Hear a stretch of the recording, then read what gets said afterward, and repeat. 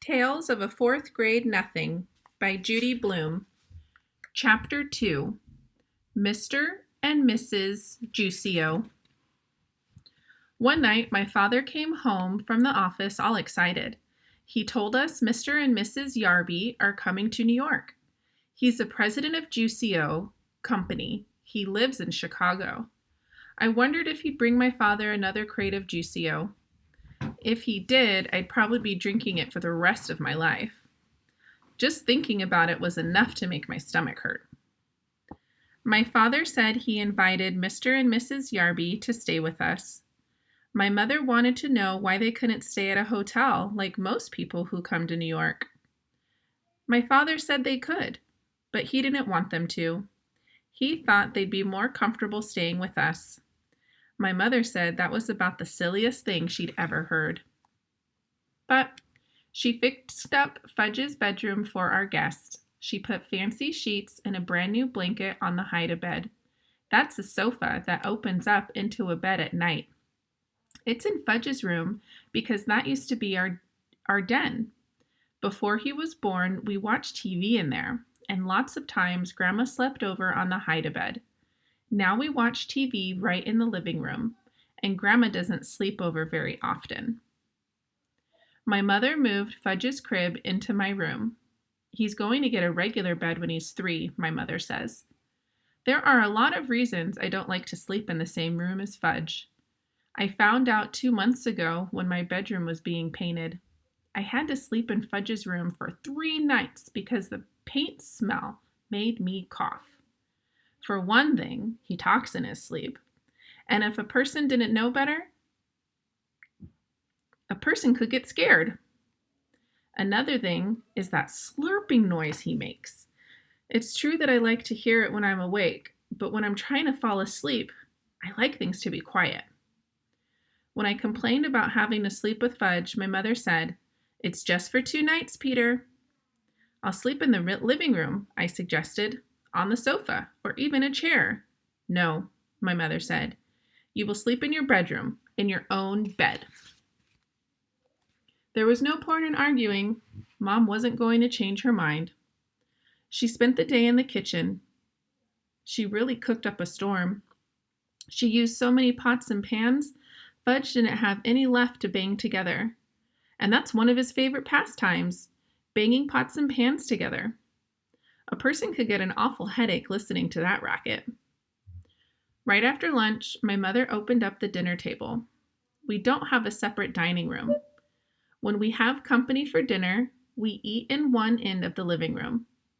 When Mom finished settling the table, she just put a silver bowl with flowers right in the middle. I said, "Hey, Mom, it looks like you're expecting the president or something." "Very funny, Peter," my mother answered. Sometimes my mother laughs like crazy at my jokes. Other times she pretends not to get them. And then there are times when I know she gets them, but she doesn't seem to like them. This was one of those times. So I decided no more jokes until after dinner. I went to Jimmy Fargo's for the afternoon. I came home at 4 o'clock. I found my mother standing over the dinner table mumbling. Fudge was on the floor playing with my father's socks. I'm not sure why he likes socks so much, but if you give him a few pairs, he'll play quietly for an hour. I said, "Hi, Mom, I'm home." "I'm missing 2 flowers, my mother said. I don't know how she noticed that 2 flowers were missing from her silver bowl, because there were at least a dozen of them left. But sure enough, when I checked, I saw 2 stems with nothing on them. "Don't look at me, Mom," I said. "What do I do with 2 measly flowers?" So we both looked at Fudge. "Did you take Mommy's pretty flowers?" my mother asked him. "No take," Fudge said. He was chewing on something. "What's in your mouth?" my mother asked. Fudge didn't answer. "Show Mommy." "No show," Fudge said. "Oh yes," my mother picked him up and forced his mouth open. She fished out a rose petal. "What did you do with Mommy's flowers?" She raised her voice. She was really getting upset. Fudge laughed. "Tell Mommy." "Yum," Fudge said. "Yummy, yummy, yummy. "Oh, no," my mother cried, rushing to the telephone. She called Dr. Cohn. She told him that Fudge ate 2 flowers. Dr. Cohn must have asked what kind, because my mother said, "Roses, I think, but I can't be sure. One might have been a daisy." There was a long pause while my mother listened to whatever Dr. Cohn had to say. Then Mom said, "Thank you, Dr. Cohn." She hung up. "No more flowers," she told Fudge. "You understand?" "No more," Fudge repeated. "No more, no more, no more." My mother gave him a full spoonful of peppermint-flavored medicine, the kind I take when I have a stomachache. Then she carried Fudge off to have his bath. Leave it to my brother to eat flowers. I wondered how they tasted. Maybe they're delicious, and I don't know because I've never tasted one, I thought. I decided to find out. I picked off one petal from a pink rose. I put it in my mouth and tried to chew it up, but I couldn't do it. Ugh, it tasted awful. I spit it out in the garbage. Well, at least now I know I wasn't missing anything great. Fudge ate his supper in the kitchen before our company arrived. While he was eating, I heard my mother remind him, "Fudgy's going to be a good boy tonight. Very good for Daddy's friends." "Good," Fudge said. "Good boy." "That's right," my mother told him. I changed and scrubbed up while Fudge finished his supper. I was going to eat with the company. Being 9 has its advantages. My mother was all dressed up by the time my father got home with the Yarbys. You'd never have guessed that my mom spent most of the day in the kitchen. You'd also never have guessed that Fudge ate 2 flowers. He was feeling fine. He even smelled nice, like baby powder. Mrs. Yarby picked him up right away. I knew she would. She looked like a grandmother. That type always makes a big deal out of Fudge. She walked into the living room, cuddling him. Then she sat down on the sofa and bounced Fudge around on her lap. "Isn't he the cutest little boy?" Mrs. Yarby said. "I just love babies."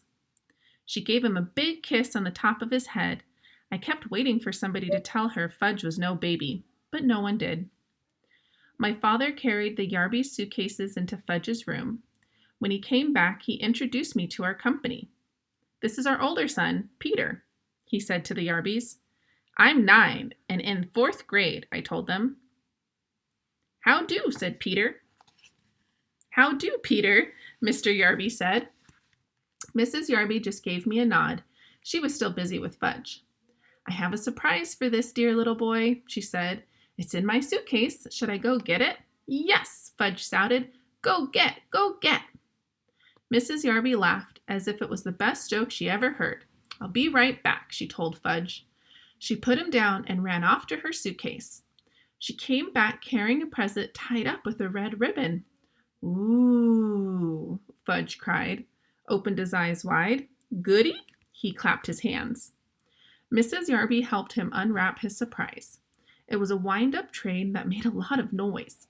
Every time it bumped into something, it turned around and went the other way. Fudge liked it a lot. He likes anything that's nosy. I said, "That's a nice train." Mrs. Yarby turned to me. "Oh, I have something for you too, Peter," I reminded her. "My name is Peter." "Yes, well, I'll go get it." Mrs. Yarby left the room again. This time she came back with the flat package. It was wrapped up too, red ribbon and all. She handed it to me. Fudge stopped playing with his train long enough to come over and see what I got. I took off the paper very carefully in case my mother wanted to save it, and also to show Mrs. Yarby that I'm a lot more careful about things than my brother. I'm not sure she noticed. My present turned out to be a big picture dictionary, the kind I liked when I was about 4 years old. My old one is in Fridge's bookcase now. "I don't know much about big boys," Mrs. Yarby said. So the lady in the store said a nice book would be a great idea.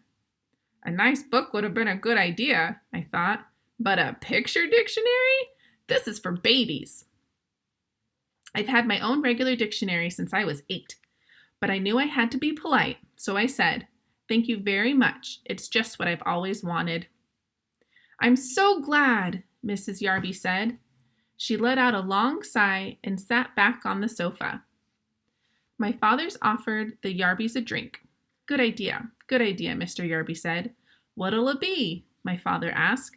What it'll be? Mr. Yarby repeated, laughing. What do you think, Hatcher? It'll be Juicio. That's all we ever drink. Good for your health. Mr. Yarby pounded his chest. Of course, my father said, like he knew it all along. Juicio for everyone, my father told my mother. She went in the kitchen to get it. While my father and Mr. Yarby were discussing Juicio, Fudge disappeared. Just as my mother served everyone a glass of Mr. Yarby's favorite drink, he came back. He was carrying a book, my old, worn-out picture dictionary, the same as the one the Yarbys just gave me. See, Fudge said, climbing up on Mrs. Yarby's lap. See book?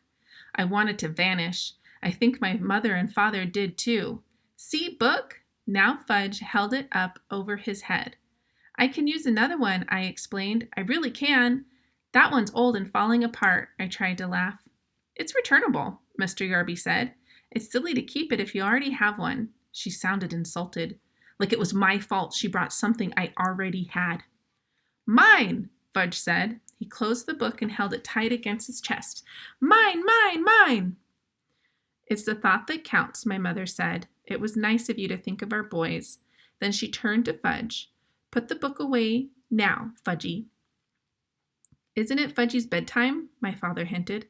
Oh, yes, I think it is, my mother said, scooping him up. Say good night, Fudgy.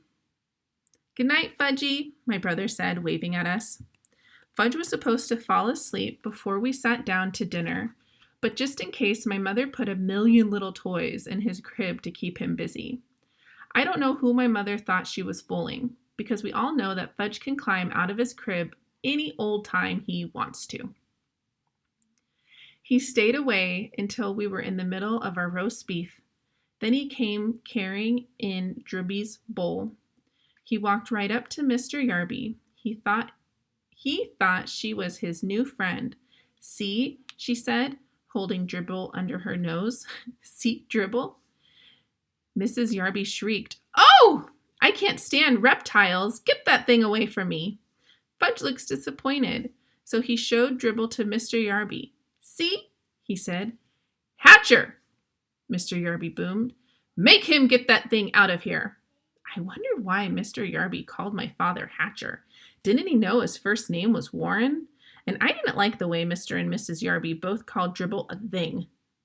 I jumped up. Give him to me, I told Fudge. I took Dribble and his bowl and marched into my room. I inspected my turtle all over. He seemed all right.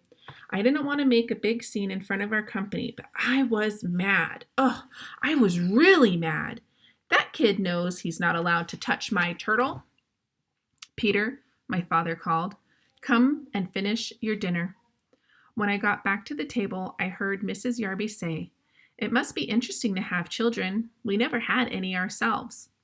But if we did, Mr. Yarby told my father, we teach them some manners. I'm a firm believer in old-fashioned good manners. So are we, Howard, my father said in a weak voice. I thought Mr. Yarby had a lot of nerve to hint that we had no manners. Didn't I pretend to like their dumb old picture dictionary?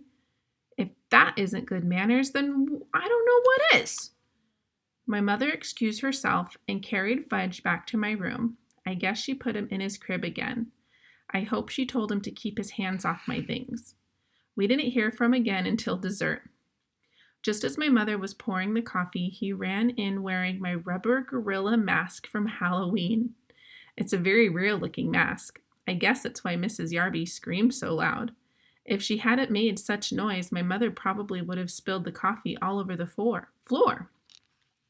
My father grabbed Fudge and pulled the gorilla mask off of him. That's not funny, Fudge, he said. Funny, Fudge laughed. Funny, funny, funny, funny. Yes, sir, Hatcher, Mr. Yarby said. Old-fashioned manners. By that time, I'm sure my father was sorry the Yarbys weren't staying at a hotel. I finally got to bed at 10. Fudge was in his crib slurping away. I thought I'd never fall asleep. I guess I did. I woke up once when Fudge started babbling. He said, "Boom bamba da boom hashi," whatever that means. I didn't even get scared. I whispered, "Shah!" And he did. Early the next morning, I felt something funny on my arm. At first, I didn't wake up. I just felt this little tickle. I thought it was part of my dream. But then I had a feeling somebody was staring at me, so I opened my eyes. Fudge was standing over me, with dribble was crawling all around my arm. I guess Fudge can tell I was ready to kill him because he bent down and kissed me.